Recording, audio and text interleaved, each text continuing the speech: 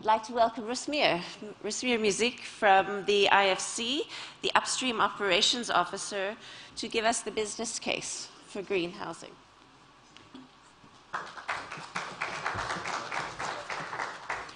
Thank you so much for having me here. I'm Rusmir. I'm part of the World Bank Group delegation with a lot of our colleagues, and you can meet us. We have the Edge booth outside and during the breaks.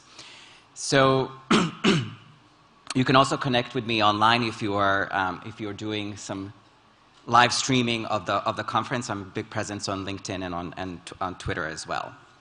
So consider my presentation today an appetizer that's going to show you some of the business case for green housing, green and affordable housing. I won't go into the reasons why our professor gave that information a lot earlier, and there's a lot more information that we posted in an article that I believe Kessia and her team already uploaded into the center's resource library as well. And I'm going to tee up presentations by some of our partners, such as Rial and ADHI, and many others who are here already talking about things. What we found in the article that's already been published, and today this is a continuation, is that there are 6 powerful drivers of profitability for green and affordable housing. And these are benefiting developers, banks, governments, and end users. Today, I'll go mostly on the point of view of the developers, banks, and end users. But for our government colleagues, the idea is also, I heard a lot about the provision of services. Some of the way that we talk about green is a metrics-driven approach of a 20% resource efficiency. So that means if you're building 10,000 homes that are 20% more efficient, you can build 20% more without providing additional sewage, water, and electricity. So there's quite a business case for the governments as well.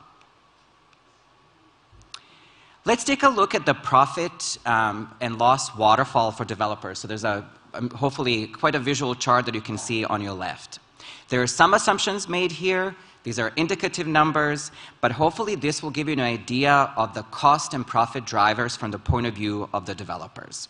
The different costs, such as land, construction, are deducted from the revenue, and they result in a profit margin.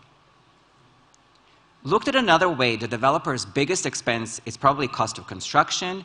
Then we have the cost of land, there's the cost of sales, and the construction loan repayment to the local bank, and approximately looking like this with about a 20% margin for the developer.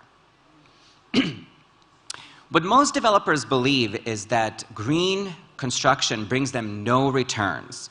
They believe that the incremental cost to go green is very high, maybe 20% of the total cost, and they believe that incremental cost goes straight to their bottom line and reduces their income. But the story may be quite different. What we have been proposing, and Kessia introduced this, and our professor from the university talked all about the passive measures in construction, is that green housing does in fact have a return on investment. If a developer adds green to their construction, can their costs be minimized through careful planning, through orientation, through passive measures? And can there be mechanisms from the government, incentives to faster sales, to financial savings from the banks that make the green construction more profitable for the developer than brown housing? Let's take a look. Developers across the world, and in Africa specifically, are telling us that they're able to reach the green standard, and for IFC this is 20% more energy efficient, with just 1% of additional incremental cost. They're all using the IFC Edge program, which helps with the design and planning of new construction in the early stages, and it allows to make adjustments for green measures and incorporating local practices such as roofs, orientation, shading, smaller windows, things that do not cost a lot of money but make a lot of sense in Africa. You will see, as I said, Edge materials all around the conference, and we have a lot of colleagues standing at the booth to help you show you a demo. So what this means, and this is the first driver of profitability, is that the incremental cost of green construction is a lot smaller than people think, maybe 1% or less of the total costs. And this is exactly the experience of ADHI from Rwanda, and their case study you'll hear about later today, so I'll be able to skip that one now. Okay, so the cost of construction for green is small, but it is not zero. So let's see where that investment makes returns. One of the levers of partnering with EDGE is that IFC can help you boost your marketing and lower your cost of sales. We have a very robust EDGE marketing toolkit which has real-life examples that guide you as a developer in the initiatives like having a co-branded apartment showroom, holding a certificate handover ceremony, having a press release co-signed by the World Bank Group, or launching a project study on our website that can be brought into. One of these case studies is from Rehoboth Homes in Ghana. And they did a marketing partnership with IFC, including on-site billboard, project study launch on the IFC website, and social media promotion. The CEO indeed believes that green building considerations will rank high on purchase decisions by prospective buyers, even in the low-income sector. Faster sales lead to lowered cost of capital. Why? More powerfully than just a little bit of a lowering of the cost of sales, we have the speed of sales, which is increasing. In our illustrative example, we see the developers selling at a rate of about 20%. So 20% in pre-sale, 20% in year one, 20% in year two, so that by the end of the year one, after the construction, most of the units are being sold. In the green example, the developer is selling faster through differentiated marketing. 30% of the units are sold in the pre-sale, another 30% in year one, then again in year two, so that even by the time the construction has finished, most of these units have been sold. With a faster sales cycle, the developer can repay their construction loan faster to their bank, and that means that they're saving on their ultimate cost of finance. If you don't believe me, here's a great case study with real-life data from Vietnam. In Vietnam, Capital House sold their homes 20% faster than average because they were able to repay their loan faster, and this reduced their overall financing costs by 3%. A key factor was their partnership with IFC on a branding promotion. And you can see that in this picture, which they use the IFC and the World Bank Group logo along with the EDGE logo and explain to prospective buyers the benefits of the green apartments. As I mentioned, IFC can help all of you as developers with a similar engagement through our marketing toolkit. Developers can also benefit from government incentives. Most people think of incentives as only fiscal in nature, tax breaks or grants, but they also can be non-fiscal. So the gentleman right before talked about the government contributing the full cost of land, which in case would bring that cost quite down, but the government can do additional promotion such as high density bonus, which helps the developers but doesn't hurt the government's precious budget. Maybe they want to use that land for additional development. I know that zoning and permitting and high density may not work everywhere in Africa. I understand that some zoning enforcements may be an issue in some countries. But let me give you an example of a place where this did work and it really transformed the market. And that is in Peru through IFC's engagement with the municipality of Lima, the capital of Peru. The local government's high density incentive really changed the local market and created a revolution toward green buildings, with many of them coming from the affordable housing sector as well. Finally, investors are lowering their rates for green construction in order to fulfill their green pledges or simply to try to gain greater market share. And this too is a powerful driver for the developers. One of our most powerful case studies is, again, in Africa with Nedbank from South Africa. This was a $63 million green bond anchored by IFC, issued by Nedbank. And while the green bond is funding construction finance, Nedbank is also cross-selling their product. And they're launching green mortgages that supplement their green construction product. So what happens is that developers receive financial rebates and technical assistance. And these are enabled through IFC's MAGIC program. You may see it in the brochure funded by the UK government, and this too is available in several countries in Africa. So putting it all together, you can see how the marginal cost increase for green construction repays itself in several ways in the developer's profit and loss waterfall. Though this was an indicative example with illustrative numbers only, I hope that these case studies show you that all over the world, and in Africa specifically, these projects are happening. Let's take a look at the green mortgages quickly. We'll take a look at first a conventional home with a conventional mortgage. And again, lots of assumptions here, indicative case study. We have a 20% down payment requirement, a 10% interest rate, and a 10-year term repayment. And I hope, again, that these illustrative examples show you what's possible.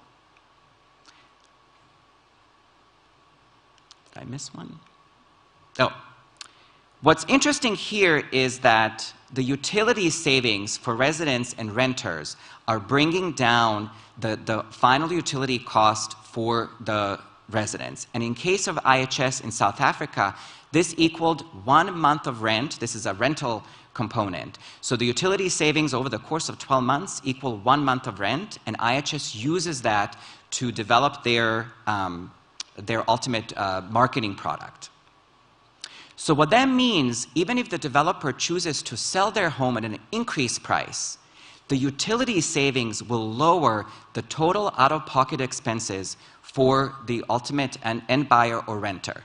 So no special rates, nothing special here. This is a conventional mortgage, but a green home is still cheaper to live in than a brown home for the ultimate end buyer.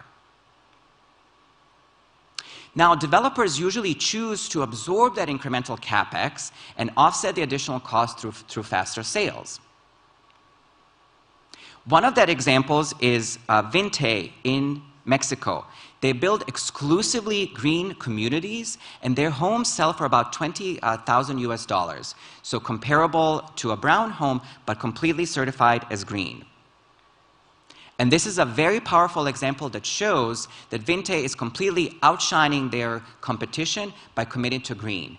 Now, Vinte is also able to enjoy better financing terms because they're now known as a green developer, and we have IFC colleagues here who are working with Vinte. They actually are now able to get a little bit of a competition from the local banks who are lowering their pricing, and they also were able to launch a green bond on the Mexican Stock Exchange and got a lot of recognition as well. This scenario illustrates the power of a lower down payment, which is a particularly strong incentive for low-income home buyers and can be enacted through government policies. The best case study we have is from Indonesia, where the government reduced the down payment from 20% to 15%. In this case, again, the mortgage was slightly higher, but it was offset by the lower utility bills. And this monthly increase is still a lot easier for a low-income buyer to absorb than the higher upfront payment that they would have to pay for a normal home. So we can see how these particular measures help the buyers, and they will eventually build equity in a home that we expect to sell at a premium and maybe at a later date, if not today, because it has been green certified. What all of these, this is the example from Indonesia. What all of these case studies mean is that banks are launching green mortgages because they actually see lower default risk. So from all of our colleagues in the financial sector, there have been studies, mostly in the developed world, but now being replicated by IFC in the emerging markets, that show lower default rates for green buyers, up to 30%. So statistically very valid. And the degree of efficiency matters. The more efficient the home is, the less likely the default rate is for the buyer. Why? Because the buyers are using those lowered utility bills to repay their mortgage. They're putting that basically as disposable income and putting it toward the repayment of their loan. What happens is that some of the banks are choosing to incorporate that lower risk profile and offer a preferential interest rate. And it may look like the bank is maybe losing some income, but remember that they're balancing this reduction with other benefits. The home buyer is less risky, less likely to default. The bank may itself be accessing lower cost of capital because it's going to an international market and getting financing from the multinationals. Or is it doing this promotion to gain greater market share? And our great case study is the partnership between Baldwin, who was a developer, and Absa Bank in South Africa. While NetBank's incentive to developers was supported by an IFC program, this particular incentive happened completely on commercial terms as an agreement between Baldwin and Absa. Absa provides a rate concession. The reduction in interest rate depends on the buyer's risk profile, so we don't have an exact number. But they do offer other services to customer buying Baldwin's homes through their particular home buyer program. In turn, Baldwin has the largest edge registration in the world for over 20,000 units, and they have already certified 1.5 million square meters of space, one of the largest edge certifications in the world. So, oh, thank you. That is a great accomplishment. We have a lot of great case studies from them. Putting it all together, it's possible to have a complete market transformation, and such as happened in Colombia. I know not an African country, but hopefully a great example for you. The green market took off where two banks were providing preferential interest rates to both developers and their home buyers, but they also provided technical assistance for developers, which we really think it's quite important. As a result, 20% of all new construction in Colombia is today certified as green. This is a huge achievement. Very quick uptake. As of last year, the number I have is from end of 2021, there were 3.2 million square meters of residential space certified in just 4 years, and almost 60% of that was in the affordable category. So our challenge to you is partner with IFC, partner with the rest of the World Bank Group, and we can turn your country into another example like Colombia. My colleagues and I are here, and we stand to partner with you with both investment and advice. Thanks so much.